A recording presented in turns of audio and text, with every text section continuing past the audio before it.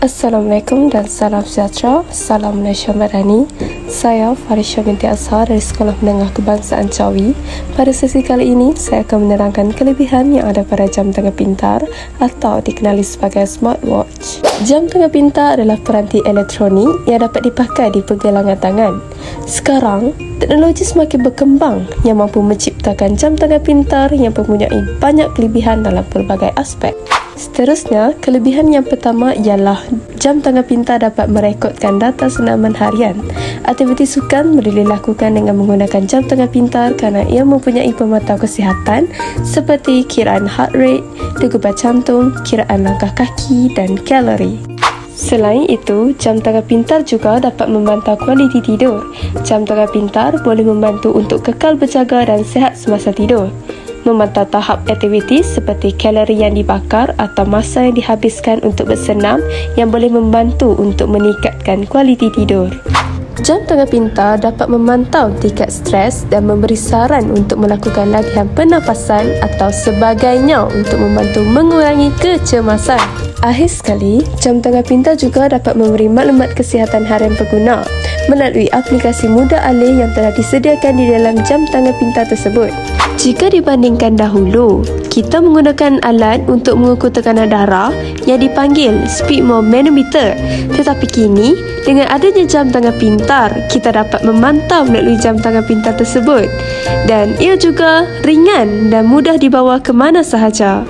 Secara keseluruhannya, jam tangan pintar berfungsi sebagai alat bantu untuk menjaga dan meningkatkan kesihatan tubuh badan kita. Topik saya kali ini diakhiri dengan temu bual bersama Guru Olahraga Sekolah Menengah Kebangsaan Cawi. Bersama saya, Cikgu Razwan, seorang tenaga pengajar yang juga merupakan salah seorang guru yang menguruskan sukan olahraga. Seperti mana yang kita tahu, jam tangan pintar mempunyai banyak kelebihan, terutamanya dari aspek kesihatan. Sebagai seorang cikgu olahraga, berapa lama cikgu telah menggunakan jam tangan pintar tersebut? Cikgu telah menggunakan jam ni lebih kurang dalam 2 tahun. Boleh cikgu berkongsi apa antara manfaat yang kita boleh perolehi daripada jam tangan pintar ini dari aspek sukan? Baik, jam tangan ini saya gunakan untuk pelajar, terutamanya untuk pantau kadar degupan nadi pelajar semasa latihan. Saya tak nak pelajar semasa latihan, nadi pelajar berada pada tahap maksimum. Tahap maksimum ini diukur dengan menggunakan formula 220 tolak umur pelajar. Contohnya umur pelajar tu 15 tahun, kena 3. 220 tolak 15 berapa? 205.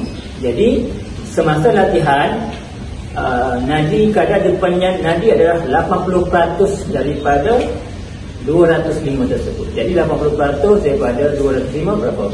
Jadi 164 degupan nadi per minit.